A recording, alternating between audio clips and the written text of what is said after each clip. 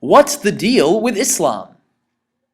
Bismillahir Rahmanir Rahim. In the name of God, the most merciful, the ever merciful. Assalamu alaikum, peace be upon you, and welcome to What's the Deal with Islam? Answering your questions about Islam and Muslims. Today's question is, what is Islam?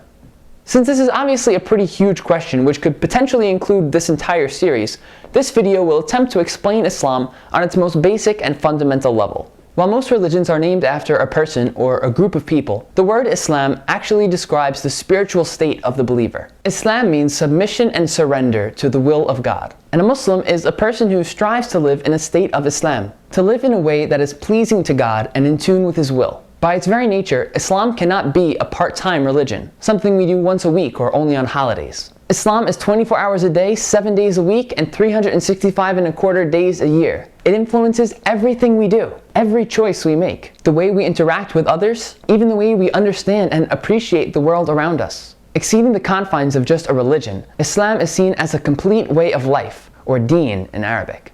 In an even broader sense, Islam is understood to be the natural state of all creation. While we as humans have the free will to voluntarily choose Islam, nearly everything that exists is already in a state of submission to God. The planets follow their orbits. The sun rises and sets each day. The wind blows, rain falls, plants grow, animals act on their instincts. Even our own bodies perform complex tasks without any conscious direction of our own, all in accordance with the natural laws of God, all in fulfillment of the purpose of their creation. And this too can be called Islam.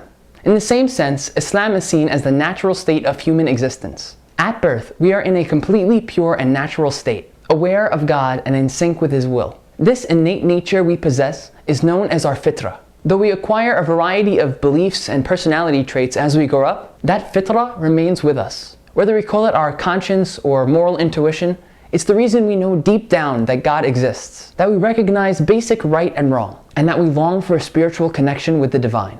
For this reason, those who embrace Islam often refer to themselves not as converts, but as reverts, because they feel they are returning to the natural state in which they were born, recognizing and embracing their fitrah, making the conscious choice to submit their will to the will of their Creator. Now you might be asking yourself, if Islam is submission to God's will, how can I know that I'm living my life the way God wants me to live? To find out, subscribe to the channel and stay tuned to this series to catch all the newest episodes, especially the episode on prophets. Thanks for watching, and until next time, peace be upon you. Assalamu alaikum. Do they seek a way of life other than the way of Allah, while everything in the heavens and the earth submits willingly or unwillingly to Him, and to Him they will be returned?